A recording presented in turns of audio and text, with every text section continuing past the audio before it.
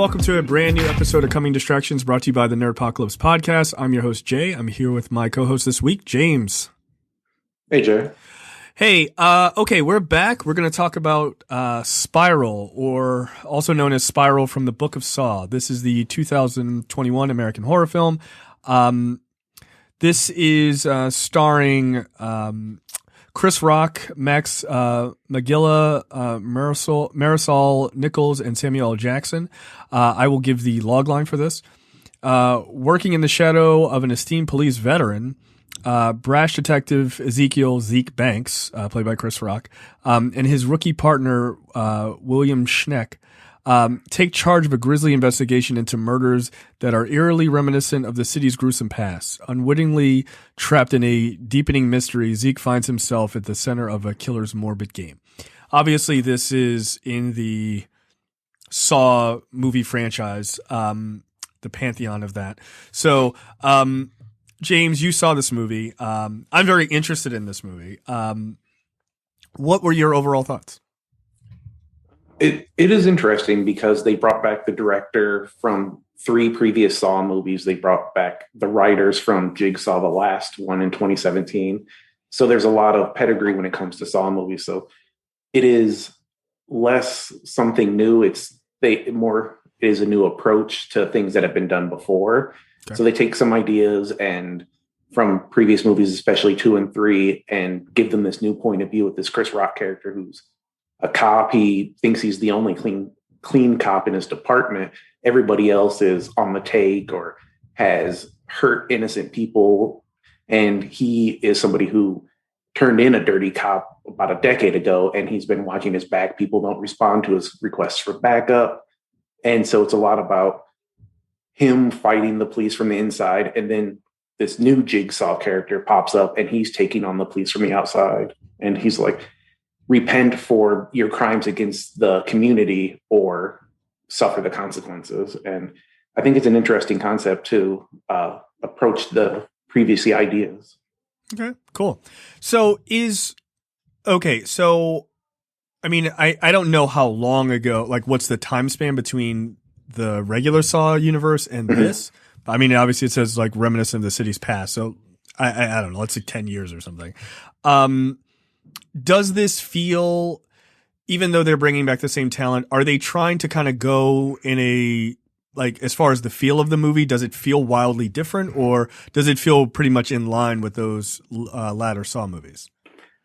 It actually feels pretty similar. They use a lot of the same camera tricks, really jittery stuff to like try and add like a sense of not having control, and right, like they did in a lot of the Saw movies. And so it has stuff like that. And they want you to know for sure that like this is not a disciple of the previous Jigsaw, that this is somebody who's just using the same methods to their own end. So it's related, but it is in its own kind of separate thing.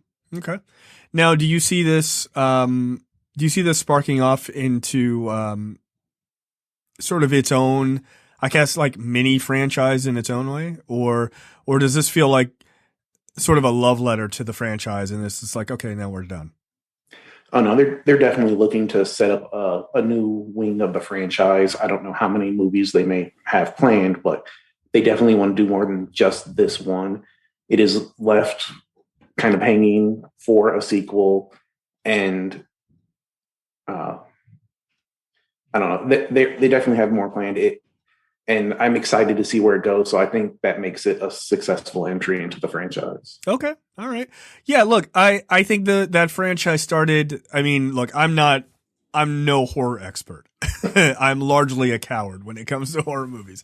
But I remember seeing the first one in theaters and I loved it. I liked the surprise at the end. I thought it was fun. And I had seen, a few of the sequels, then they felt like they got a little nuts there for a while. And so I kind of stepped away from it, but this feels like maybe this might be an entry back in. Could you pick this up without seeing the other movies, and kind of be pulled into that universe, or does it kind of require you to see the other ones? I think it is required to see it at least one or two, maybe.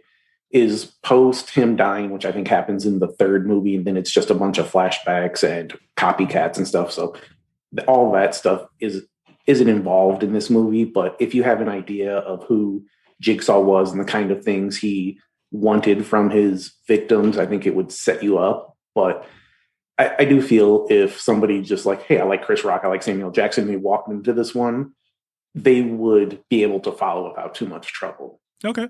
And how are the performances? For the most part, they're really good. Samuel Jackson is a little more than a glorified cameo. He pops in and out, but he's not a huge presence. His rookie partner, the guy from Handmaid's Tale, he's really good. He is probably the best performance of the movie. I mean, Chris Rock, he is a bit up and down. A lot of it is pretty good. He plays the intense moments well, but then there are other times where it just feels like he is a comedian who's new to movies, and it's just like he got signed on to do a bit, and he shows up, he tells some Chris Rock jokes. There's even a scene reminiscent of New Jack City. The movie opens with him doing a bit about Forrest Gump, which seems really odd because it's 2021. I mean, I love Forrest Gump, but it seems like a long time to be arguing about whether or not you like Jenny. Like Chris Rock's film career, I mean, Chris Rock's comedic career, like as a stand-up, is amazing, right? Like it's damn near flawless. Yeah. And his movie career is the very opposite of that. And I like some Chris Rock movies, but like a lot of them are not good. Like I think he would tell you that. But over the last number of years, he seems to have figured out where he wants to kind of focus in films when he does pick parts. And I know he's a huge fan of the Saw franchise, which is like the weirdest thing to hear when that got announced. So it's kind of cool to see him sort of flexing his acting muscle a little bit. So it's good to hear at least he was like pretty good in this. I never expect him to be particularly excellent in any movie. Yeah, and everybody's talked about how it's interesting how a lot of comedians are able to go dark for horror movies, like Jordan Peele and Get Out, and so many others, Robin Williams and 24 Hour Photo and things like that. And Chris Rock is almost there. He just doesn't completely sell the character. I think if they make that sequel, that he has a chance of really nailing it. Okay, there you go. All right, so do you have a score out of 5 for Spiral? Yeah, I'm thinking a 2.5 because it's good. It may be my favorite of the Saw franchise, but I'm not sure it's going to be enough to really woo new people. Like people are going to come in because they like Samuel Jackson, they like Chris Rock, but I'm not sure it's going to be exciting enough for people who weren't previous Saw fans to stay on. And it has its good moments. It has some definite weaknesses. So I think 2.5, and but signs of a bright future if it gets the dollars at the theater and video on demand and everything to make that sequel. All right, there you go. So there you go, Spiral or Spiral from the Book of Saw. You can check that out. That is in theaters as you're listening to this. So we will see you guys next time.